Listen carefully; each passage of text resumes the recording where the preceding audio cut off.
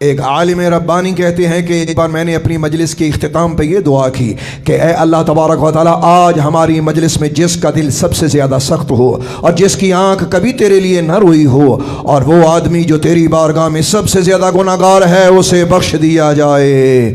وہ کہتے ہیں جیسے ہی میں نے یہ کہا، سب لوگوں نے پکار کے آمین کہا۔ ایک شخص کھڑا ہوا، اس کی شکل و صورت ہجڑوں جیسی تھی، یعنی کہ خواجہ سرا، اور وہ مردانہ خواجہ سرا تھا۔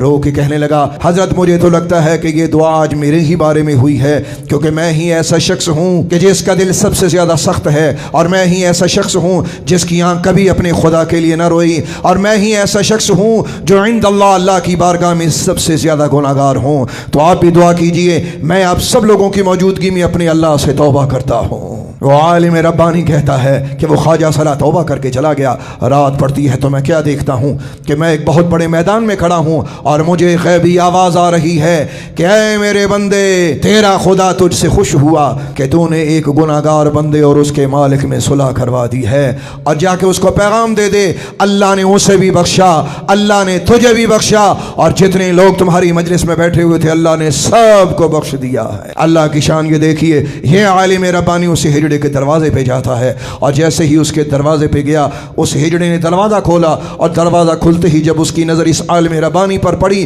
تو پکار کے کہنے لگا، وہ پنجابی میں کیا مثال دیتے ہیں کہ کیڑی کار نارائن، کہ ایک گناہ گار سیاہ کار کے دروازے پہ اتنے پرہیزگار انسان آپ میرے دروازے پہ کیوں آ گئے؟ وہ اللہ والا رو کے کہنے لگا کہ اب تو گناہ گار نہیں ہے، تیری توبہ اللہ نے قبول کر لی ہے۔ یہ سننا تھا، ہجڑا چیخ کے زمین پہ گرا اور تڑپنے لگا، یہاں تک کہ وہ بے ہوش ہو گیا۔ اس کے منہ پہ پانی کے چھینٹے مارے گئے۔ ہوش آتے ہی اس نے عالم ربانی کی صحبت اختیار کر لی اور ہمیشہ کے لیے متقی اور پرہیزگار بن گیا۔ کون کہتا ہے کہ اللہ گناہ گاروں کی نہیں سنتا؟ کون کہتا ہے کہ اللہ وحدہ لا شریک گناہ گار بندے پہ اپنی خاص رحمت نہیں فرماتا؟ تو توبہ کر، دیکھ تیری توبہ اللہ کس طرح قبول فرماتا ہے۔ بلکہ ایک حدیث پاک ہے جس کا مفہوم یہ ہے کہ اللہ تبارک و تعالیٰ کی بارگاہ اقدس میں جب کوئی گناہ گار روتا ہے، ایک طرف رونے والا گناہ گار ہو اور دوسری طرف تسبیح و تحلیل کرنے والے پرہیزگار ہوں، اللہ کو گناہ گار کے رونے کی آواز نیکوکاروں کی تسبیح و تحلیل سے زیادہ پسندیدہ ہوتی ہے۔ اللہ اکبر۔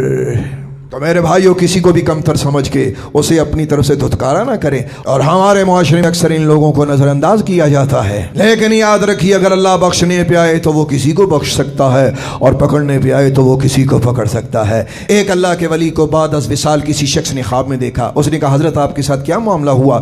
رو کے کہنے لگے، میرے اللہ نے مجھے معاف کر دیا ہے، لیکن میری معافی کا قصہ کچھ یوں ہے کہ مجھے فرمایا گیا کہ تو اپنا نامہ اعمال پڑھ۔ میں نے اپنا نامہ اعمال پڑھنا شروع کیا، میں اوراق الٹتا گیا، ان اوراق میں میرے کچھ گناہ بھی تھے، تو مجھے میرے رب کے سامنے وہ گناہ پڑھتے ہوئے شرم آئی۔ میں شرمندگی سے بولا کہ اے اللہ، میں نے گناہ کیے، مجھے معاف کر دے۔ تو فرمایا گیا، جب تو نے گناہ کیے تھے اس وقت تجھے شرم نہ آئی؟ کہتے ہیں کہ میں زار و قطار رونے لگ پڑا۔ میں نے عرض کیا، میرے مالک، تیری پناہ کے سوا میرا کوئی چارہ نہیں۔ تو مجھے فرمایا گیا، او میرے بندے، جا، میں نے تجھے معاف کیا، میں نے زندگی میں تیرے گناہ لوگوں پہ عیاں نہیں ہونے دیے، آج میں پردے میں اپنی رحمت میں تجھے ڈھانپتا ہوں، کیونکہ میں ستار ہوں، کیونکہ میں غفار ہوں، کیونکہ میں غفور ہوں، کیونکہ میں رحیم ہوں، میں اپنے بندوں پہ مہربان۔